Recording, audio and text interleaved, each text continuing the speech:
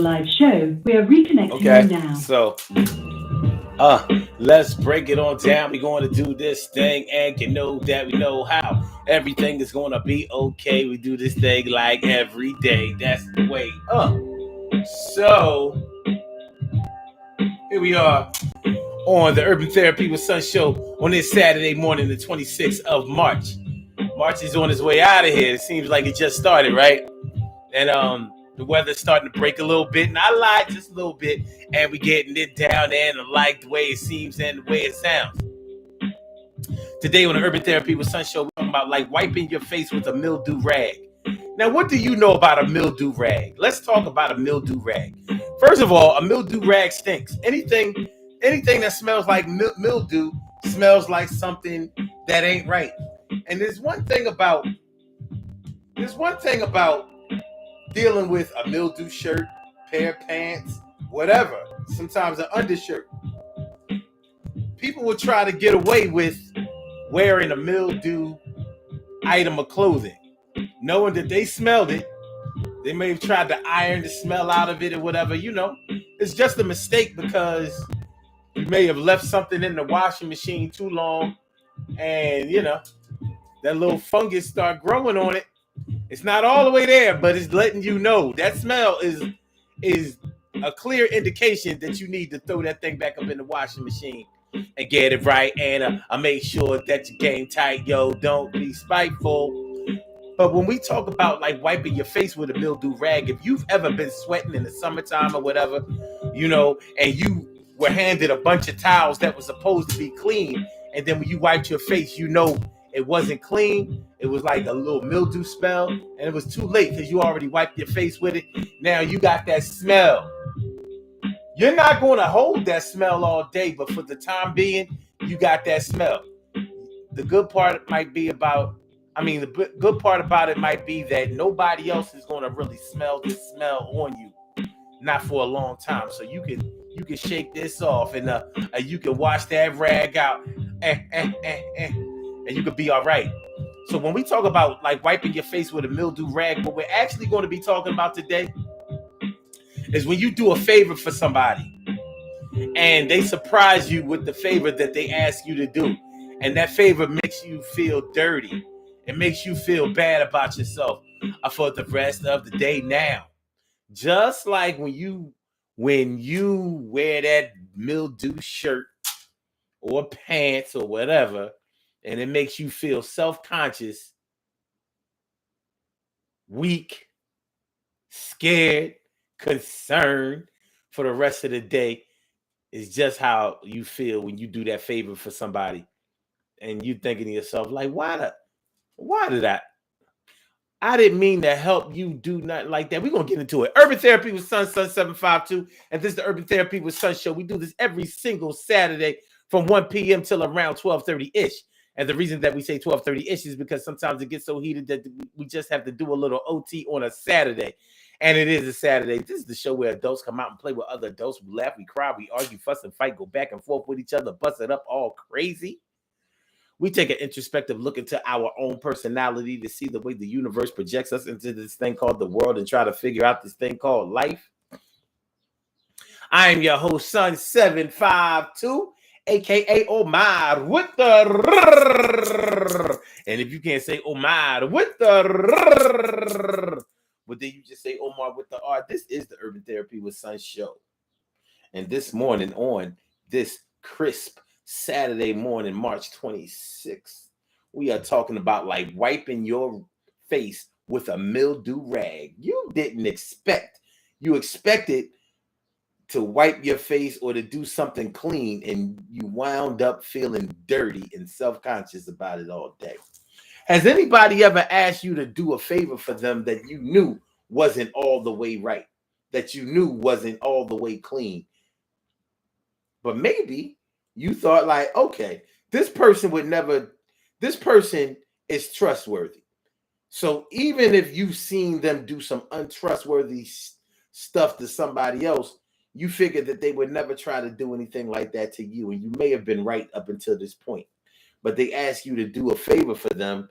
And when you wound up doing a favor for them, you realized that they made you culpable.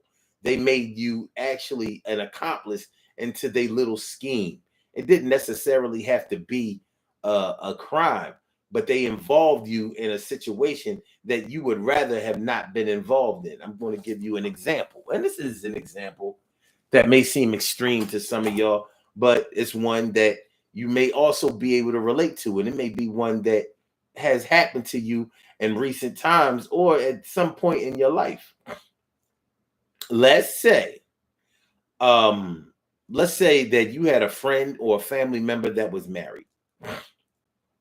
You know, they've been married to their spouse years and years and years. Now you cool with their spouse and everything.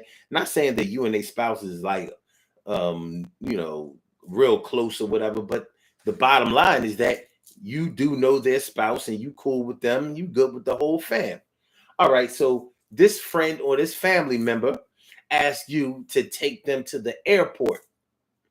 Now, they have a whole spouse that drives, but for some reason they don't want you to take them. They don't want their spouse to take them to the airport.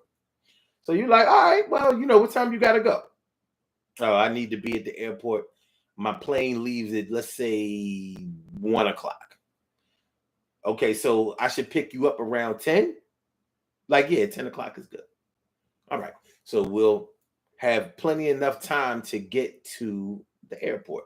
So when you go to pick them up, you're like, all right, you ready to go? Yeah. You're loading up the car with their bags and all that kind of stuff. You're taking them to the airport. They may be going on a trip or whatever. And maybe the reasons that they gave you that their spouse wasn't taking them to the airport is because maybe they were busy. Maybe they had to work. Maybe it would have been an inconvenience. So this is really a favor that you're doing for them in lieu of their spouse doing the same favor for them or the same service for them, which actually makes sense. So while y'all on your way to the airport, they ask you to make a stop real quick. You're like, okay. You're thinking like maybe they want you to go to a store or something like that. They want to pick up something, some snacks or something like that on their way to the airport. So they want to have some snacks while they're in the terminal and all that kind of stuff. Remember, back in the day, you used to be able to wait with a person in the airport. You can't do that anymore. You drop them off and keep it moving. You can't come into the airports anymore like before. Okay. I want to draw the story out. So they tell you where they want you to make a stop with. They're directing you. And guess what happens? They take you to the spot where they are actually picking up somebody who they are going to the airport with. And you find out that, oh, now you know the reason that they didn't want their spouse to take them to the airport, because they're going on this trip with somebody else. Now here you are, the driver. You're the driver. You didn't know that you were going to be the driver. They didn't give you any warning. When they asked you to take them to the airport, they didn't say, yeah, well, this is what it is. I need you to take me to the airport because I'm going on a trip with somebody else that's not my spouse, that's not my girl, that's not my man or whatever. And, so I need to keep this on the low. They could have told you that. You may have still given them the help. But now they sprung this shit on you. And it's like wiping your face with a mildew rag. You thought that you were doing something clean. You thought that you were doing something nice. You thought that you were doing a favor for a friend or a family member. And you wound up being an accomplice to an adulterous situation. And they looking at you like, good looking out. And you looking at them like, It might not have been a situation where you were unaware that your peoples was a cheater. You may have known that they'd mess around on the side or whatever the case may be, but you never thought in a million years that they would involve you. And look what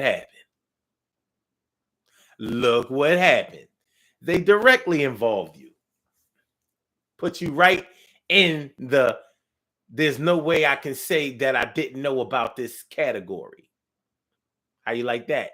You don't like that, do you? Yeah. Yeah. It stinks. It stinks, right? Like wiping your face with a mildew rag. When you wipe your face with a mildew rag, you thought that the rag that you was wiping your face with was clean.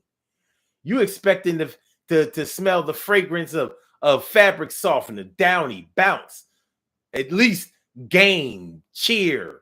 Do they have Cheer anymore? Is that still a laundry detergent? Tide, Arm and Hammer, whatever. Instead, you see that somebody done left this rag in the washing machine too long, and they still tried to dry it, and it came out of the dryer still with that stench. Surprise! Surprise, nigga! You didn't know. Well, now you know. And it's all over you. Now, more than likely, you're not going to snitch. You're not going to tell. You're not going to out your people or your person. You're not going to do that. But you are upset with them, and you know that you're going to have a conversation with them about this at another date. But right now, they on their way to the airport. The two of them, they in the car with each other, like, yeah, you know, like, yeah. So we going blah, blah, blah, blah. They acting like this ain't no crime. This ain't no thing. Has you wondering, does this person even know that this person is married or involved with somebody else? Because it sure doesn't seem like there's any concern about that going on here. Ain't none of that concern popping off right here. So for the rest of the day, after you drop them off to the airport, now listen, there are different ways you may have played this out. You may have played it out like, all right, well, I'm just going to make the best of this or whatever because I'm gonna mind my business. And you may have caught a straight attitude while you on your way to the airport or the train station or whatever the case may be. So you may have just stayed quiet while they busted it up with each other and you know, and just making niceties towards each other and all lovey-dovey. And you like, maybe you didn't want to be the one who could say that they knew that a spouse was cheating on another spouse. Maybe you didn't want to be a part of that. You may have other things going on in your life, and this may be a trigger for you. You know, like let's say you were just embroiled in a situation where there was infidelity or whatever, and now you looking at this like, wow, ain't nobody true no more, ain't nobody loyal no more, ain't nobody faithful no more. Don't nobody even give a shit no more. I just picked this man or this woman up from their house and was just talking to their spouse or talking to their girl, talking to their woman, talking to their man, talking to their whatever.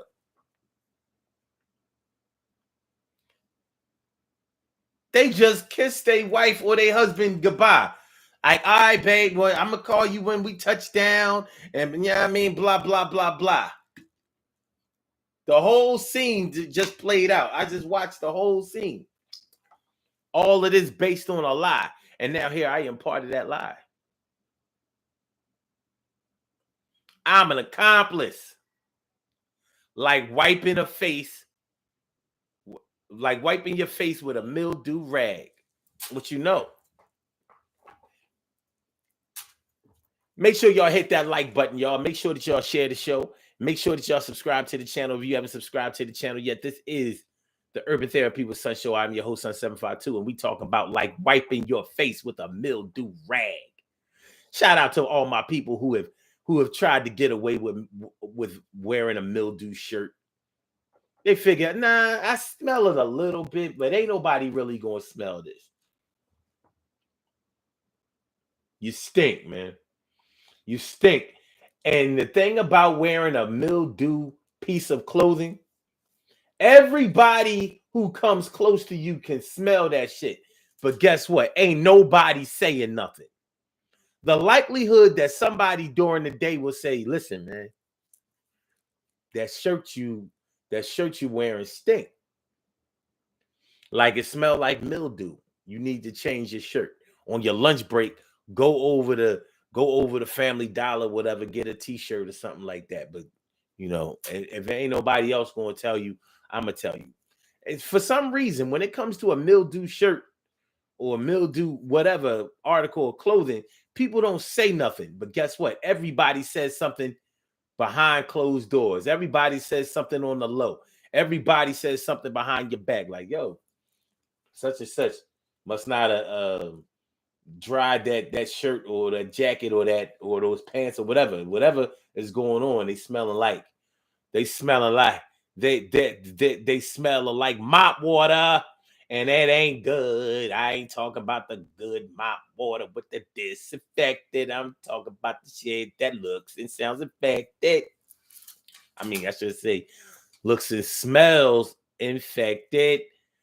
Grits and wavy and grits. I said grits and wavy and grits. I said grits and wavy and grits. I think we're coming on through, and you know that you're the shh. And my brother from another mother, Norris Hill. Sit back, relax, do your thing, Max and chill. And Emily Dunlap is in the house. Bow! She about to turn it out. And T carry right morning, noon, and night. It's always great to have my peoples going right and directly into your site. And sucre. Chatois. Thanks for coming on through. Thanks for stopping on by. So do y'all understand what I'm talking about? Y'all feel me? You think that you're doing something good for somebody, something nice for somebody, even just a regular favor. It ain't no big deal.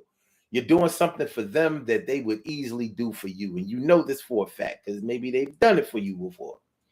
And it winds up being a trick to get you to help them do something that you might have done it if you had knowledge of it, but you would have done it with the knowledge of what you were doing, and it would have made a difference because you could have thought about it, processed it, and decided how much of an impact it was going to make on you. But they didn't give you that shot. They didn't give you that chance in this example.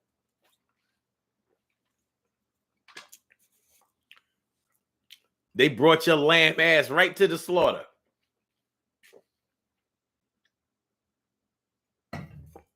Took your wool and made lamb chops out of your ass. Rack a lamb, leg a lamb, a lamb. They made a gyro out of your ass.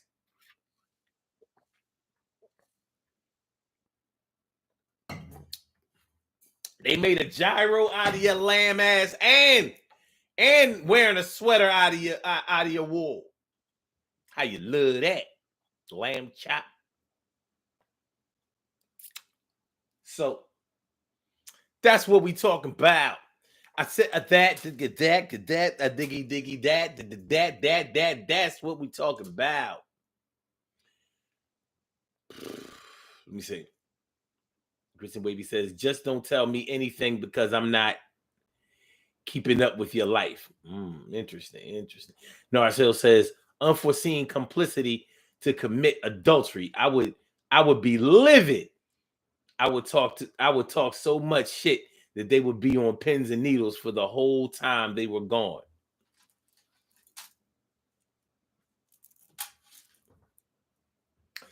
Well, here's the thing, Nars. The reason why they did it, they may have done it with you or to you in the first place is because they knew you wasn't going to tell. They know for a fact that you're going to keep your mouth shut. So in that fact, they have basically taken you for granted. They know you're not going to tell on them. They know it.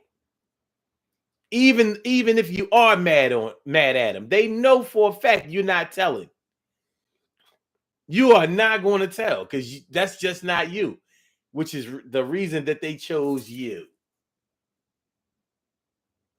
That's the reason that they chose you. They know you 100%. Even if you have a fallout with them, even if you're mad as hell at them, even if the chips are down and you may feel threatened, they know you ain't gonna tell because they know you ain't no snitch. They know you ain't no tattletale. They know you don't have it in you to be that type of man. Yeah, but you're right. You might threaten them, but they know you ain't gonna tell. They know for a fact. And you ain't. And that's the thing about it. You feel bad about it because you know you ain't gonna tell. Motherfucker. They know I ain't gonna tell. I know I ain't gonna tell, but I'm gonna be mad as hell, and I am mad as hell. Yeah, I'm mad. I got a right to be mad. I just got played. I just got played by my loved one. And you know that nobody can play you like a loved one. Tell me I'm lying. Tell me I'm lying. Nobody can make you feel played like a loved one can. And you know why? Because you know if you get played by your loved one, you're going to get played again. You may have had a history of being played. The thing about it is that a loved one will make it up to you. They will play you, make up for it, maybe even make up for playing you even better than when they played you. So y'all got like a tumultuous situation going on, a little bit volatile. You know, you got a situation where y'all argue, fuss, and fight. But when it all comes down to it, y'all love, affection, and loyalty and respect for each other shines through. So even though y'all might fight each other, maybe even physically, you won't let nobody else fight them. Like, whoa. This is my road runner. And I am the coyote to this road runner. Don't nobody chase that motherfucker except for me. Act like you know. Stand down. But your loved one done put you in this situation right here. Your loved one that made you feel like you done got yourself in trouble with a liked one.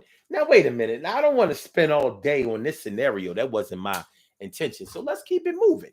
Because there are other ways, plenty of other ways that it can feel like you wiped your face with a mildew rag. Because just like we were talking about somebody helping you to cheat on somebody, or at least making you an accomplice to that.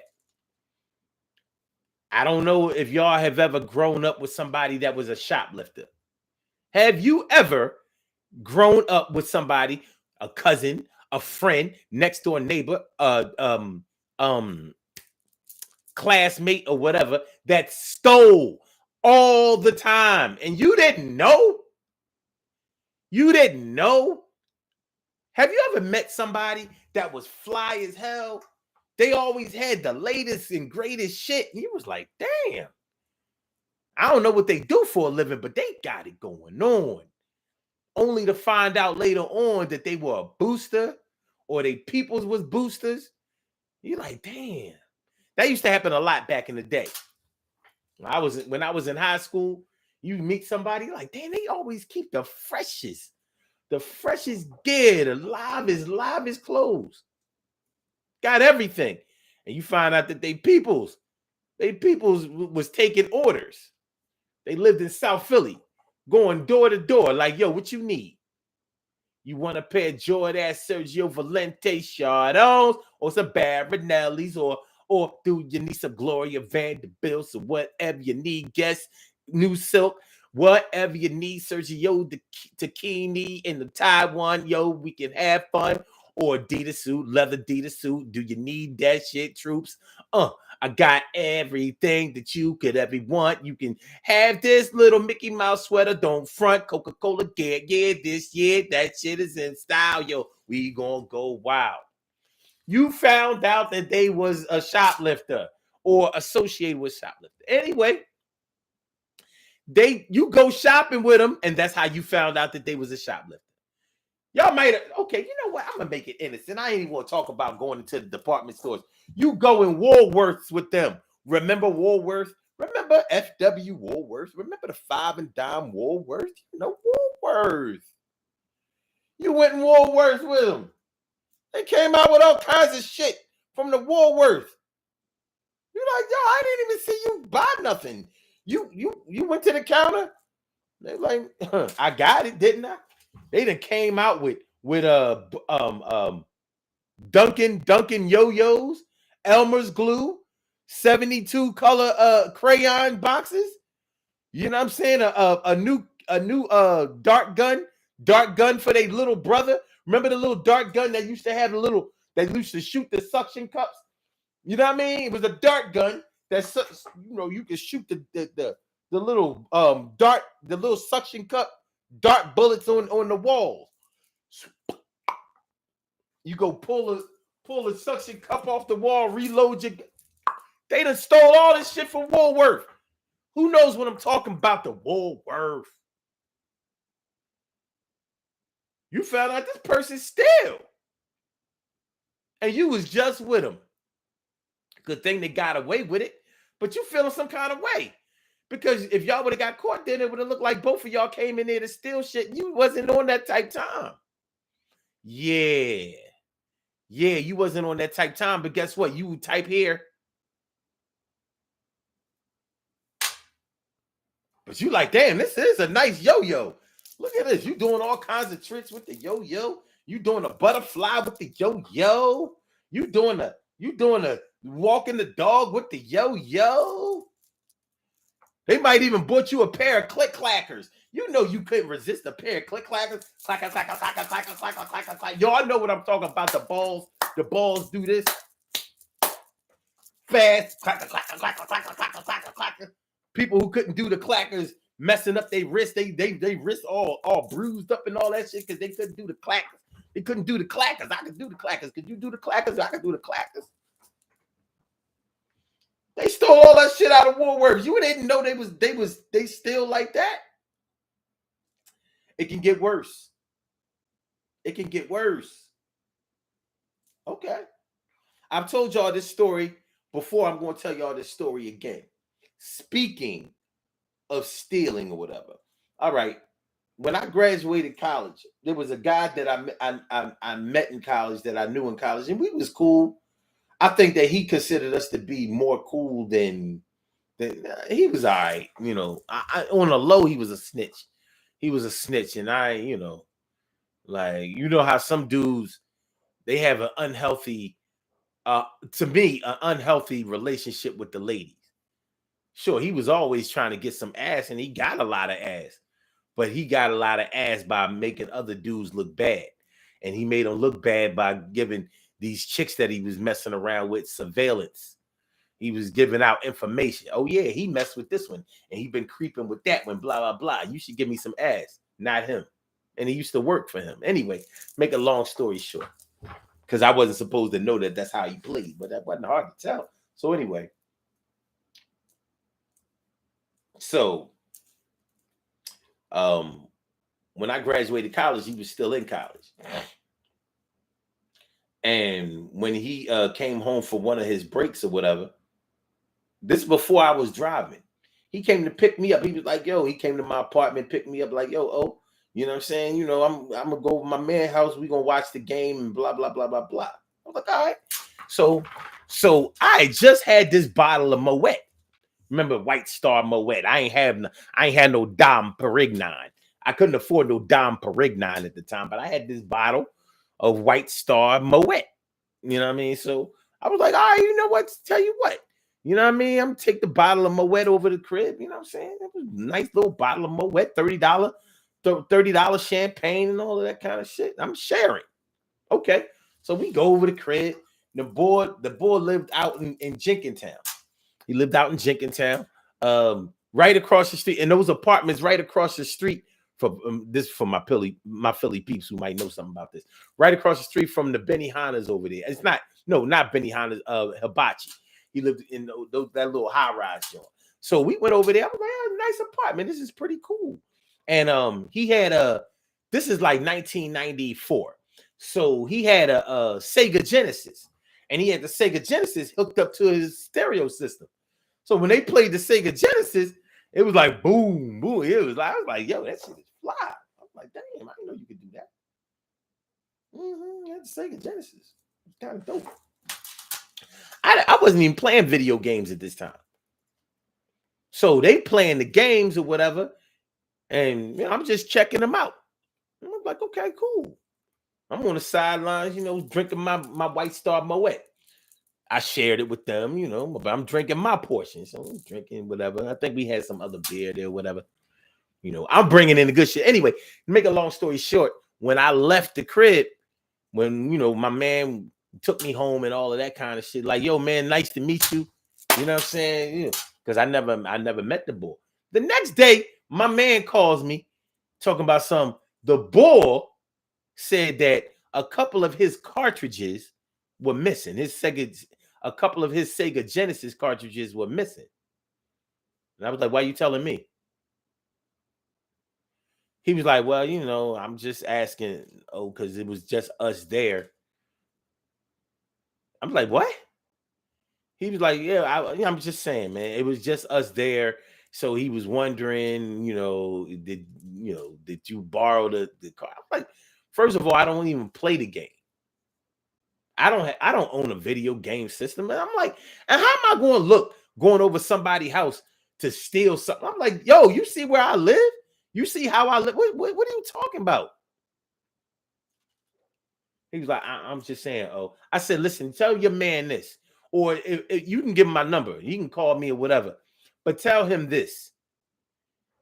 His cartridges are lost somewhere in the house. And if he takes some time out to look for them, he'll find them. I don't know nothing about it.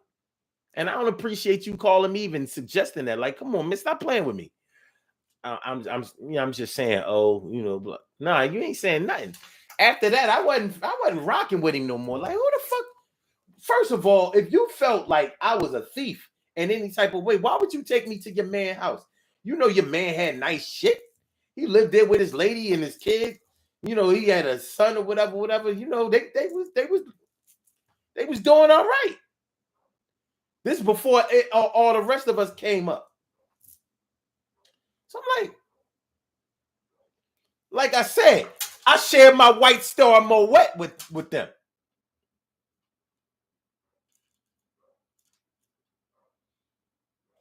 I felt like I had washed my face or wiped my face with a Mildew rag.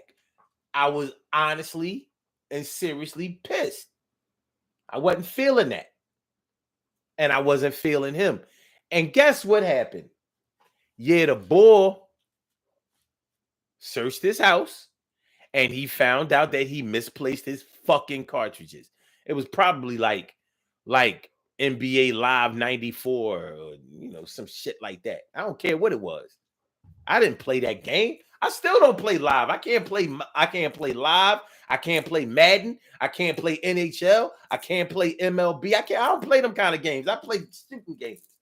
Bow, bow, bow. Blow your head off. Blood splattering. Bones, fragments all over the place. That's the kind of shit I like. If I can't kill in a game, I ain't trying to dunk on you. That ain't fun in no video game. I don't even play games where I can where it's two players. I'm home by myself all the time. One player game. I got one controller. Actually, I got like 4 controllers, but I never get a chance to play with nobody else. That's not the point. Back in '94, I wasn't playing no games. I didn't even know about that kind of stuff. For real. But yeah, that left a bad taste in my mouth, and it made me feel like I wiped my face with a Mildew rag. It was ugly. But you live and you learn, you know. Ain't nothing, son. Ain't nothing. It's all good. So y'all may have had incidents similar to that, where your integrity was brought into question because of the actions of somebody else. Your integrity. Let's talk about the word integrity for a second. Integrity. Matter of fact, let's look up the word integrity. Integrity.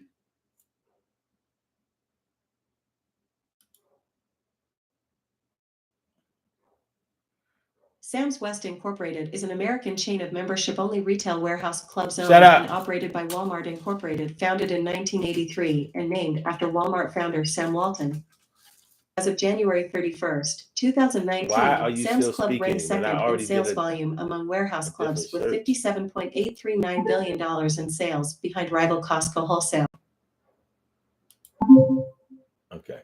Integrity. The quality of being honest and having strong moral principles, moral uprightness. Synonyms: honesty, uprightness, probity, rectitude, honor, honorableness. Your integrity. Your integrity. Like when your integrity is in question, yeah, your honesty is in question. Your your trustworthiness is in question. It's like asking, like, is this guy all right? Can I have them around my kids? If something goes down, will they tell the truth about what happened? Or will they look out for themselves or blame somebody else or try to shift blame or deflect? Your integrity. Somebody's ability to believe that what you are saying is true. You know, keeping it 100, being 100%. Your integrity. So when your integrity comes into question because of no fault of your own, no actions of your own, it's like wiping your face with a mildew rag. You did nothing to deserve this type of scrutiny and treatment, but there it is. Surprise, nigga. Surprise, surprise, surprise. You know? And it can make you feel that way because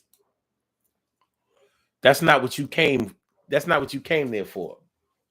It's like going to a store to buy something that you really, really want. You've researched it, you've looked all around, you've price checked and all of that kind of stuff.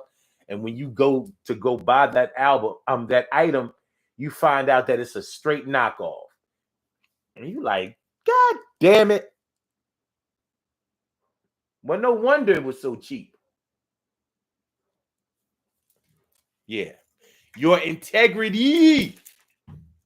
Remaining solid. Your integrity.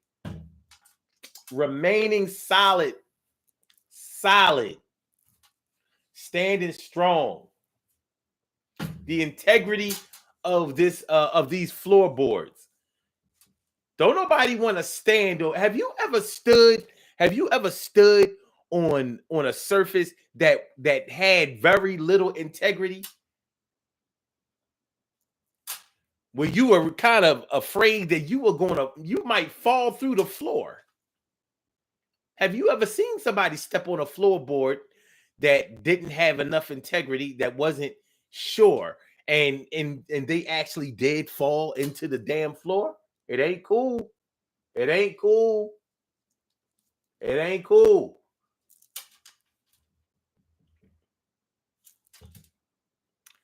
It's not cool, homie. It's like wiping your face with a mildew rag. It stinks. It stinks and it lingers. Even when you get the smell off of you, you still smell it. It's like the stench. It's like the stench of decomposition.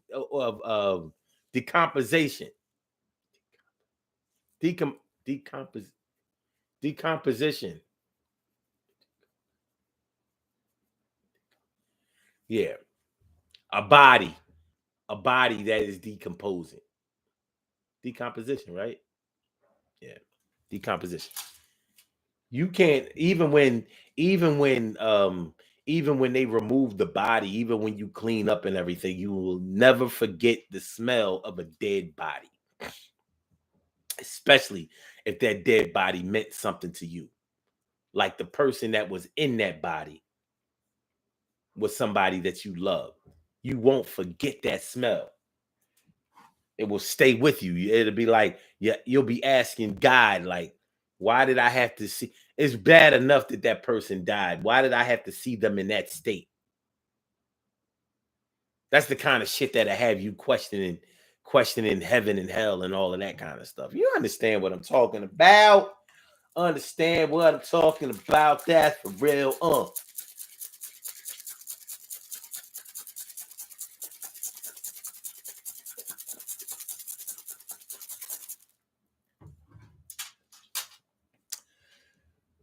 Like wiping your face with a mildew rag. Wiping your face with a mildew. Wiping your face with a mildew rag. Rat. Wiping your face with the mildew rat. It's not something that you're going to forget. It's something that's going to stay with you all day.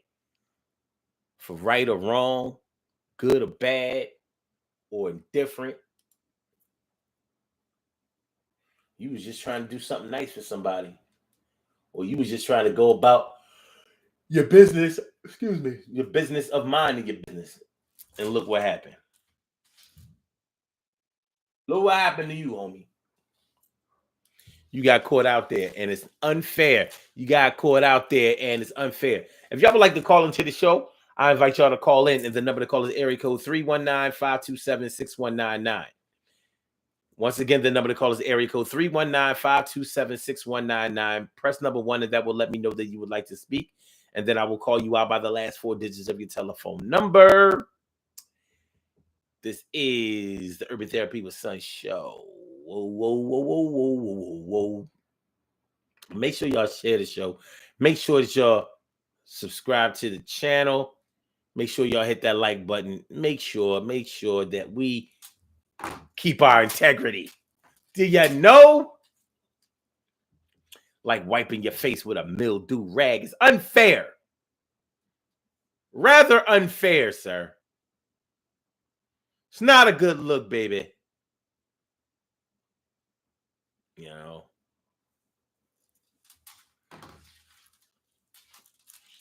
Queen Monica Davis is all up in the house on the Instagram side. Thanks for coming on through. No, I said, that's what Uber is for. What if it happened before Uber ever came out? No, there wasn't always an Uber. Honestly, I ain't gonna front. I don't like to use Uber. I mean, when you have to do it, you have to do it. But you can best believe if I'm driving, there will be no Uber.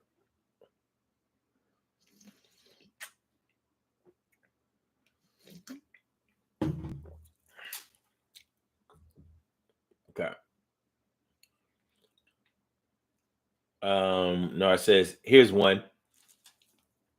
Ooh, subletting a place that went in foreclosure. And you know anything, and you don't know anything until the sheriff comes to clear the premises. Oh my God, man. For those who don't know what subletting is, your name is on a lease or a mortgage. And you rented the house out to somebody else while you lived somewhere else. They didn't pay the rent or the mortgage or whatever. And now the eviction process or the foreclosure process is in full and total absolute effect. Now, you may have let the person sublet or live in the place under the agreement that they would definitely keep up with the rent, the utilities, the upkeep of the place, everything. Because your name is the one that is going to get the bad credit if the bills don't get paid.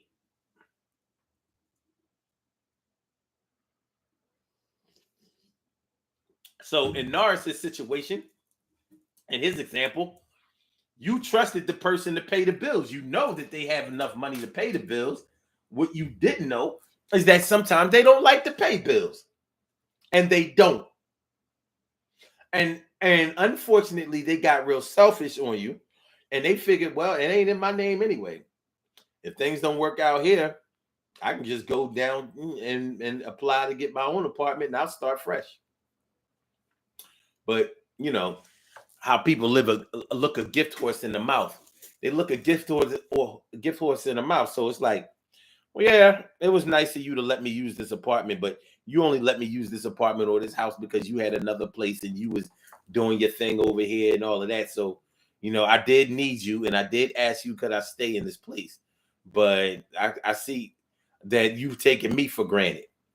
How people get on that bullshit. You do something for them, and all of a sudden they flipping it on you, making it seem like you did for them something that really only benefited yourself, like you making a profit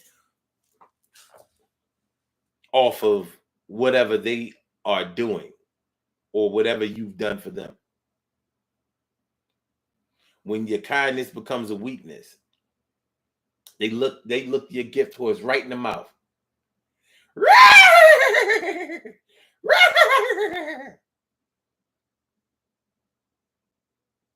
Yeah, that's a good one, Nars.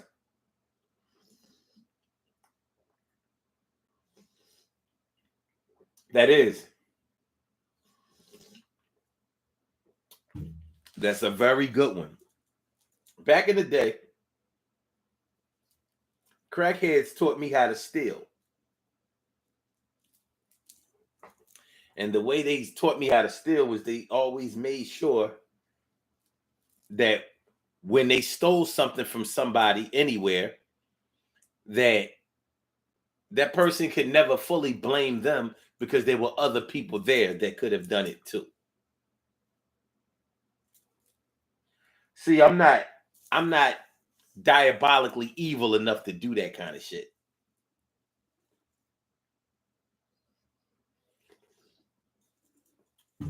But a lot of people look at deception.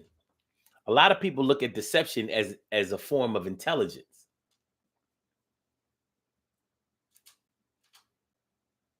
Yeah, I tricked such and such out of their dough. Oh, damn, yeah, you outsmarted them. Yeah, it's outsmarting somebody until somebody does it to you. Now you all mad, you all twisted, your lip all, I don't believe you. Why would you do that to me? I've done nothing but try to help you. I've been there for you. I was always a friend of you. I was always, yeah. But that's what happens when you look at deception as intelligence. You know who looks at deception as intelligence? Donald Trump.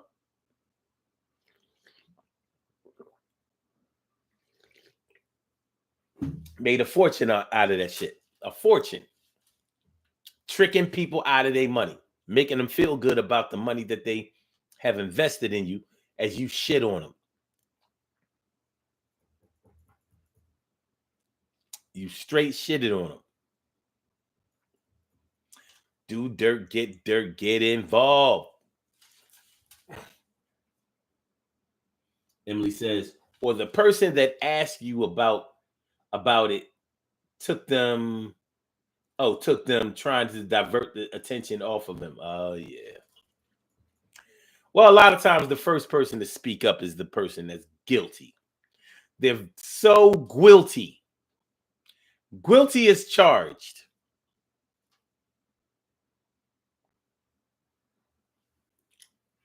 Guilty. Like wiping your face with a mildew rag.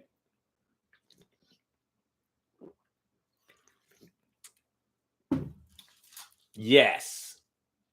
Nar says, ooh, a crackhead steals a sack of product and pits one dope boy against the other.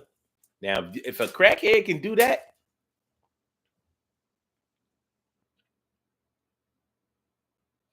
if a crackhead comes upon your stash, you got to eat that. You got to eat that one, homie. I've seen crackheads look for the stash. What do they think this is? They don't think that these dope boys collect their shit when they wrap up and go. I've literally seen them outside looking around, looking in the places where they saw the dope boys go and get the stash. Like they gonna leave the stash there. Like, look, this abandoned building over here, or this little brown paper bag in this alley. Yeah, nobody will suspect that. I'll just leave it there.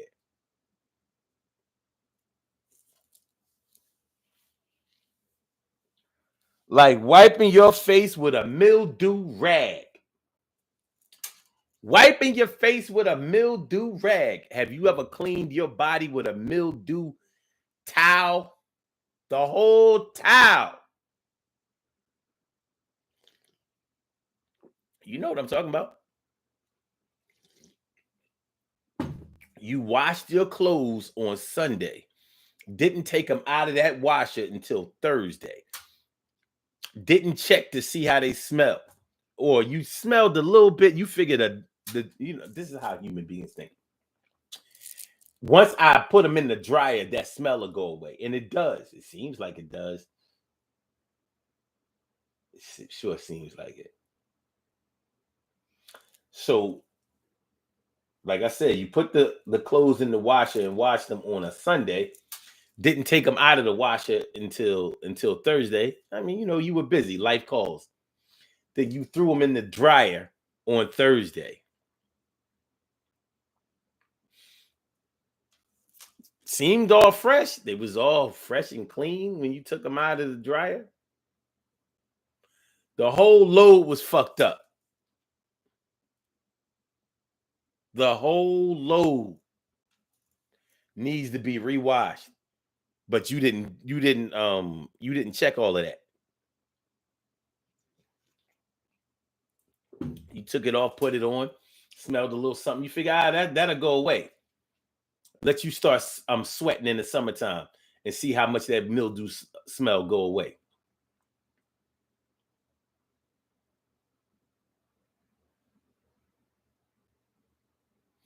You smell like the dirty mop on 3 shifts.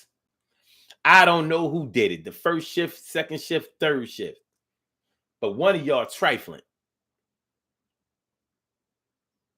How you going to... One of y'all trifling. How you going to win when you ain't right within? How you going to win when you ain't right within? How you going to win when you ain't right within? Yeah, let us begin.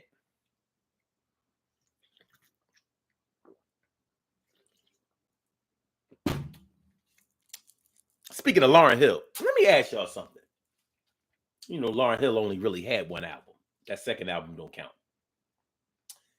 Off of that first album, that iconic, classic, 9 million albums selling ass album, The Miseducation of Lauryn Hill. What was your favorite song on that album? Now, there were a lot of good songs on that album. What was your favorite song off the Lauryn Hill album? I'm just curious.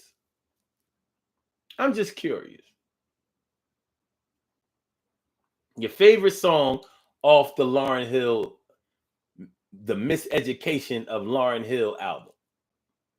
My favorite song easily is Everything. June, June, June, June, June, June, June, June, June, June, June. Everything is everything. Yeah, easily. That's my favorite song. Easily.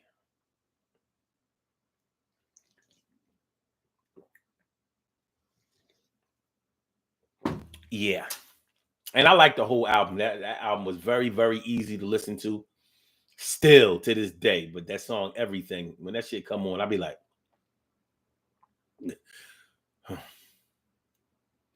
you mean to tell me she couldn't make another album? Everything is everything. What we yeah.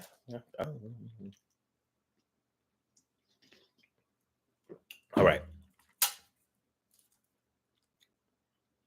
Kristen Wavy says hers was X Factor. That's a dope song. Her intros was the truth. Because Lauryn Hill was like, yo.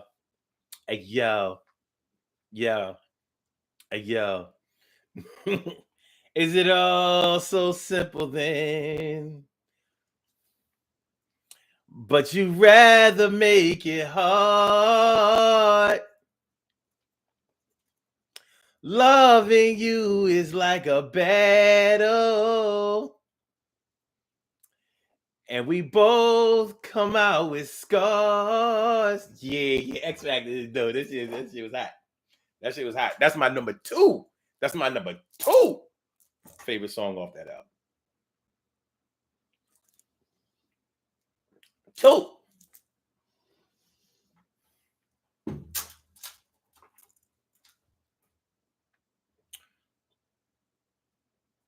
Wait, you like That Thing more than X Factor?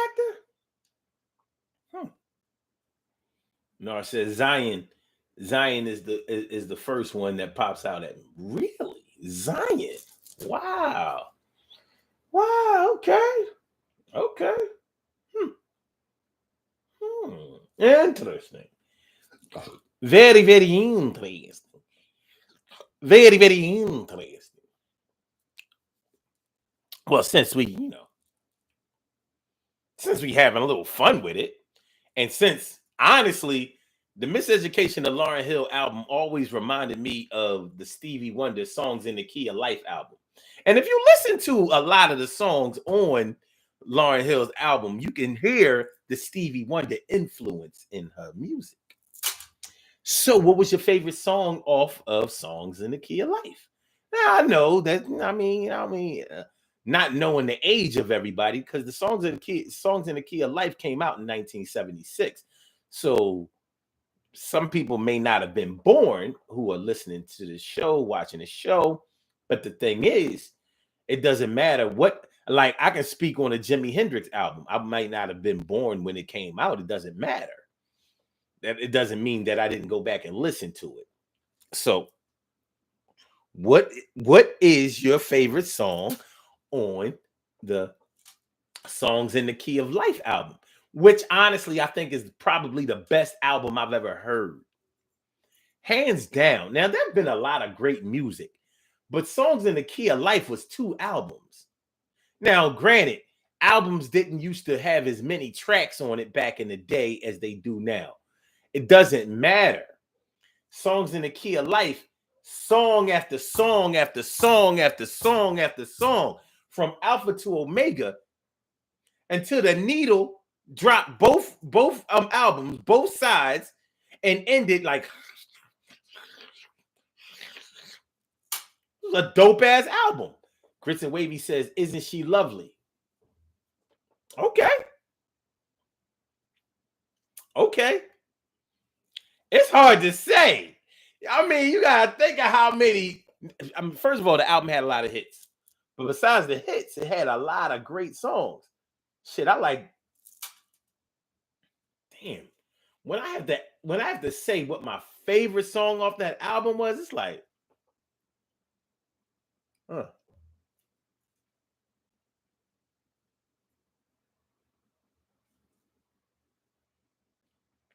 I'm probably gonna say,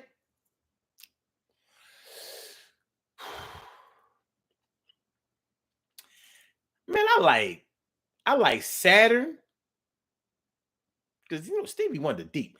Saturn, Ebony Eyes, Isn't She Lovely?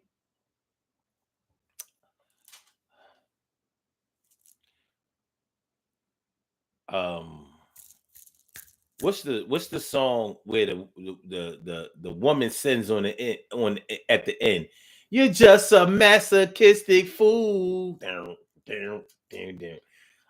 But my favorite song, if I had with a gun to my head, I would have to say my favorite song is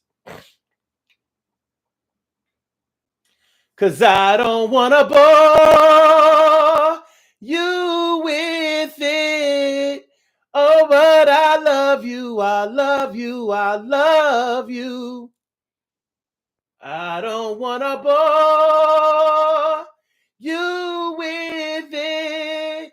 Oh, but I love you, I love you, I love you more and more." With a gun to my head, that's what I would have to say. But all of his songs, I like the way they built up. They started at a place and they ended at a place. You know what I'm saying?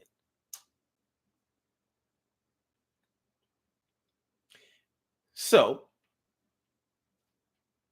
in tune with what we were talking about, have you ever had high expectations for an album? You might have hyped this album up like, yo, I'm gonna go get this album. This person is the greatest artist ever lived. And I'm trying to tell you, when I get this album is going to be the best album that we ever heard. Watch. And I'm coming back with the album. And you got the album was garbage. Unfortunately, Prince used to do that kind of shit. You hype Prince album up like, yo, I'm trying to tell you, he about to do another Purple Rain. No, he never got close to another Purple Rain. Not every song. Prince played too much. Yeah, he was a musical genius. He could play every instrument. That's great. But he did too much weird shit. Can't you just make the best shit? He started getting all into his head and shit. He wanna play records backwards and listen to the words. You can hear it back. I don't want to hear that shit. I want another When Doves Cry, motherfucker. I want another Purple Rain. I want more songs where I don't know what the hell you're talking about, but the shit sound dope.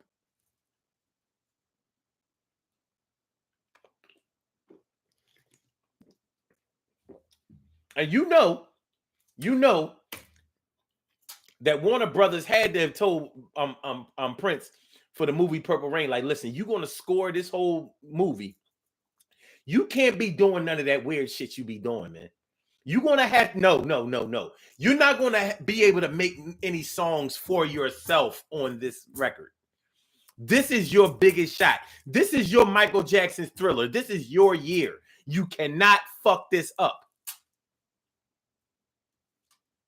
I know Prince had to be like, all right. All right. All right.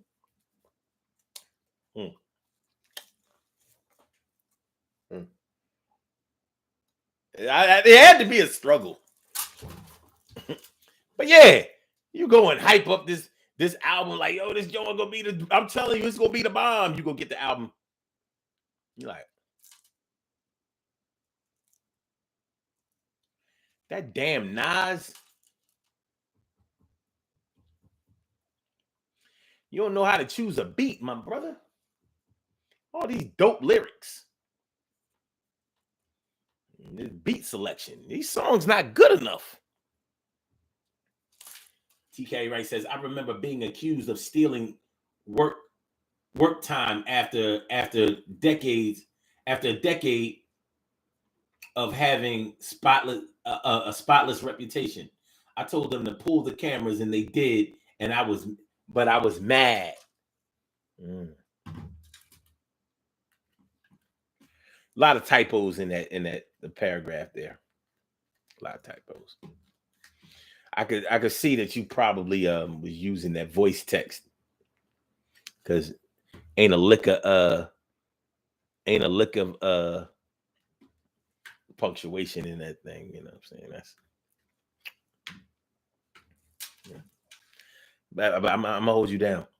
Grits and Wavy says, I like diamonds and pearls. Nar says, I want to be your man was cool, but Roger had me shrugging my shoulders with the Unlimited album. GK Ray says, at least Prince would make it up to you in concert. But he didn't tour enough. And he was always threatening not to tour ever again. That was his thing. I'm out. I'm not touring. Nope. I make records for y'all, but I ain't.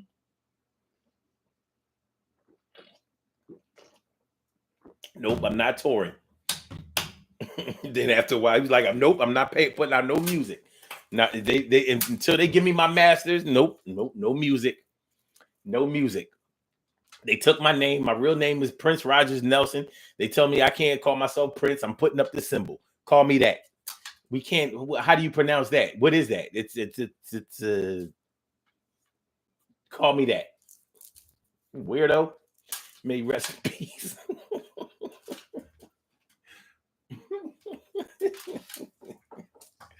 Yeah, Prince. I mean, when he dropped a really dope album, it was probably at the time when you was like, "Oh no, this is gonna be some bullshit." And you're like, "Oh my god, he did it again." He ain't gonna do it. He ain't gonna do it twice in a row.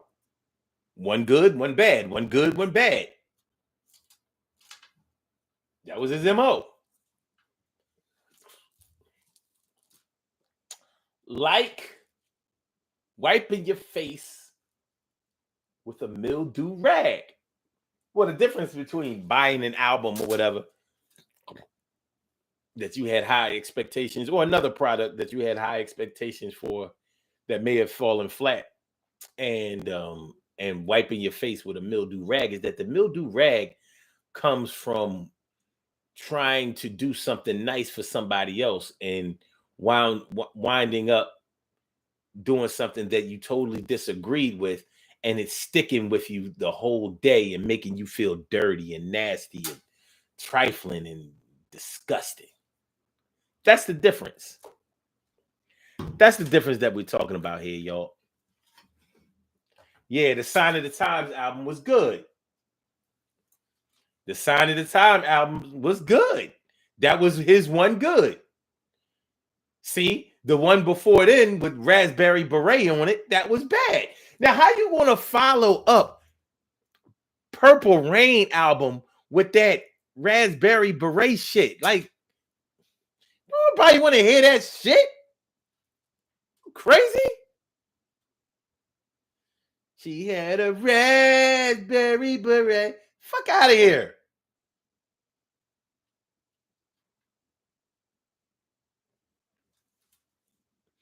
Don't nobody want to hear that.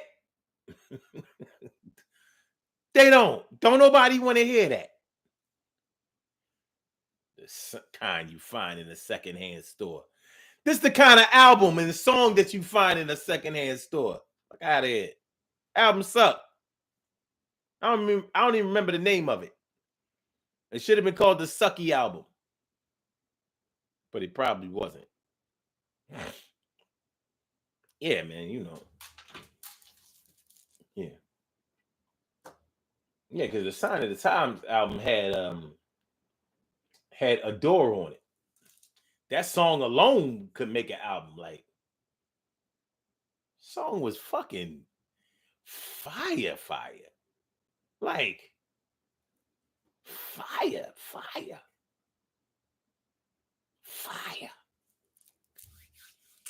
So yeah, man. So let me give y'all another example. Okay, maybe a situation where you've had two friends. Maybe you had two mutual friends, and then you find out that one of the friends is doing the other friend dirty, and they help, and they got your help to do them bad.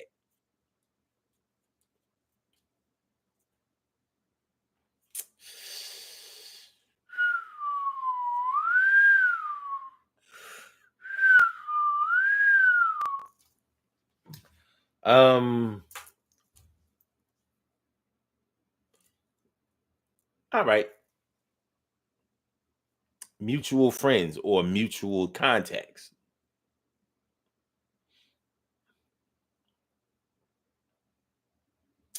I was on this tour before, comedy tour.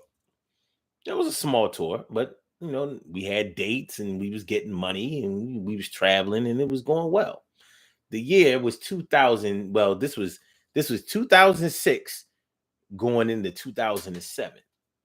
So we thinking like, all right, we got it popping in 2006, 2007. We gonna light it on fire. In the beginning of 2007, we get this big show out in Allentown, Pennsylvania. Now you thinking like a big show in Allentown. Well, the promoter was giving up cash, and he was also they had commercials on the radio and all of that, and Power 99 and all that shit. So we gonna go out there and we gonna rock it out. Now the two people that are on the tour, one of them that put the tour together, and the other one that actually got us that booking. Now, the one that got us the booking, he feeling like, well, look, I'm the one who got us this show, so I should have a bigger lion's share of the profits. Don't sound far-fetched to us. I mean, to me, but the manager and the top comedian on the tour didn't agree with it. So those two didn't agree. They couldn't get along for some reason. I don't really understand what it was about because they were very similar, you know. But anyway, so they really weren't getting along. So when we are finally getting ready to do this show, the whole relationship between those two had reached a fever pitch. It had reached a fever pitch, and it wasn't a good look. So the top comedian told me, listen, when he go on stage tonight, we gonna fuck up his show. And by we, he meant him. So only thing he was doing to mess up the show was this. He said, well, since he feel like he the top dog because he got this booking, what we're going to do is, instead of me being the headliner, I'm going to go on first.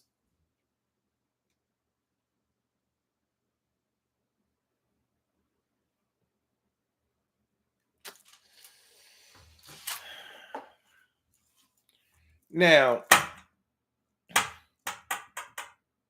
I'm like, why y'all got to tell me this shit? Why y'all got to tell me? This was pretty much the beginning of me starting to lose confidence in this comedy bullshit. Because I'm like, I'm not with all of that. I'm not, like, y'all don't mean enough to me. I just met y'all through this show business shit. I don't know y'all like that. To be taking sides here, to be keeping secrets here, and all of that. But you putting me in situations like that, I'm like, oh my God. So I got to make a decision. Am I going to tell the boy what they planning on doing? Or do I, like, what do I do? Because what if I tell him what they planning on doing and then they have a change of heart and they don't do it? So what do? Tell them, be on notice just in case them cats try to go on first and mess up the order of the thing and 90 seconds and throw you off. That type shit. Niggas! Nigga!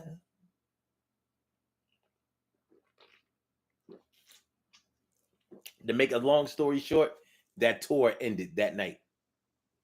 The relationship between us and the manager ended that night. It didn't officially end. It fizzled out. Because 60 seconds. That was a situation where if you weren't taking sides before, now you had to take sides. And I took a side. I took the side of myself. Fuck y'all niggas.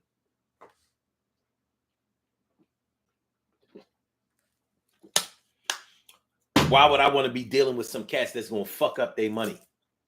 Why would you? Y'all met each other trying to get money.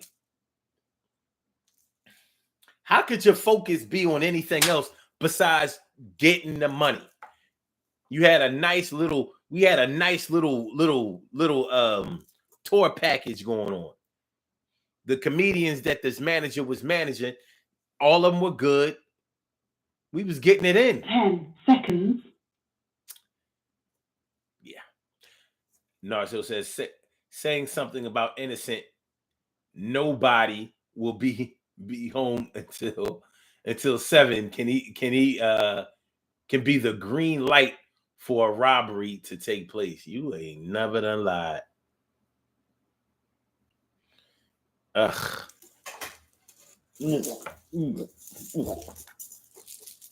Let's do these birthday shout outs, y'all. We have some birthday shout outs to do. Some people were born on this glorious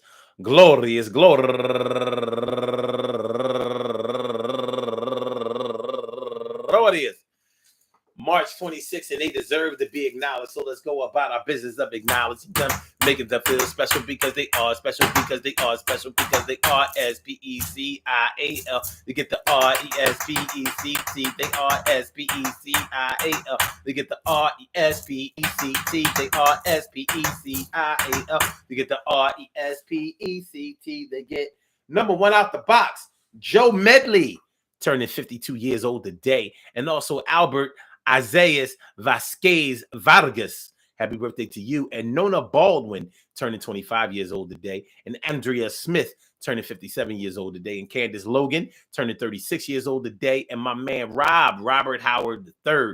Happy birthday to you, my brother. And Keith Tyler, my man. Go get it, Keith Tyler, my brother. Turning the big 5-0. Well, look at you. Look at you, young man.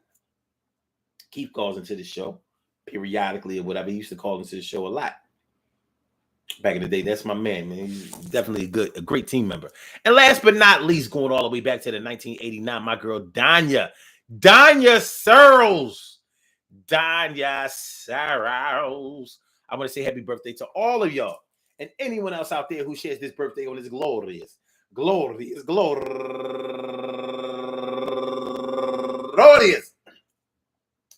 March 26th, anywhere out there in the world, worldwide, internationally, and universally. All of y'all go ahead and turn up. But don't turn up too loud. Just turn up loud enough so everybody can hear you. Rock out, rock on and do the damn, rock out. Rock on and do the damn, rock out. Rock on and do the damn thing. You do your thing, y'all. Represent the queens and kings. You do your thing, y'all. Represent the queens and kings. Good things happen to those who wait. Great things happen to those who grind. And anything can happen to those who go for theirs. So go hard, go for yours. And remember, man, when you put your faith and trust and confidence in somebody and they use the faith, trust, and confidence that you've instilled in them to get you involved in some shit that you have to explain your way out of or think your way out of, or sometimes even pray your way out of, man, that ain't cool. And it feels like you wiped your face with a mildew rag. You wiped your face with a mildew wipe your face with a mildew rag. Wipe your face with a mildew rag. Wipe your face with a mildew rag. You smell real bad, yeah, real bad. Now you real mad that the thing went down the way that it did. But yo, kid, you can clean up with the mildew rag, get some water with some soap in it. I hope that your day gets better, and I'm sure that you light it up just like a Coca-Cola sweater. I'ma let a nigga know what time it is. We gotta do this thing, yo. Hers and his. It would be easy for me to just say, make sure that you don't let nobody play you in life. But the whole point of things being like you wipe your face with a mildew rag is that you wasn't looking to get played. As a matter of fact, you probably would have put good money down that there's no way you're going to get played. But things happen, events happen, life happens, and we got to roll with the punches. It's going to be all right, though.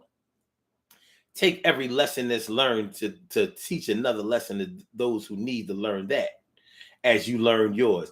Sometimes the hardest lessons are the ones that stick with us the most. Sometimes. And you don't get me wrong, there doesn't always have to be violence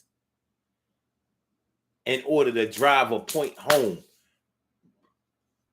But you can instill pain in somebody without ever punching, kicking, slapping, stabbing, shooting, or directly physically hurting. You can still inflict pain on somebody. So remember that. So that smell, that mildewy smell that you had from wiping your face with a rag that you thought was clean, never forget that. It doesn't have to make you bitter, and it doesn't have to make you suspicious, but make sure that it makes you smarter and keeps you on notice to the point where somebody will think twice before putting you in that position. They're going to try you, though. But just like the best defense against gentrification is ownership, the best defense against you getting played is knowledge of self, self-awareness, and understanding human nature in its true form. Peace to all my day ones, my everydays, and my brand news. I love y'all to death. Resuscitate y'all. Love y'all right back to life. We will be back on tomorrow afternoon at 1 p.m. for the Urban Therapy with Sun show. I hope y'all like listening to this show. as much as I enjoyed broadcasting it. Make sure that y'all hit that like button. Make sure that you share the show. Make sure that you subscribe to the channel if you haven't subscribed to the channel yet. This is the conclusion of the Urban Therapy with Son show. So let me get my blog talkers on up out of here. I say I holla back. I'll see you tomorrow, dear. And Thank for you my using for my Blog Talk for my Radio. for my Goodbye. Instagrammers, your Five Slammer Jammer. Thanks for coming on through and let me exercise my grammar. And for my YouTubers, you know just how we do, but thanks for coming on through. See you on the other side, my boobers. Peace, peace, peace, peace, peace, peace. I don't know. I guess YouTube don't want to end. Okay. I guess now. Holla.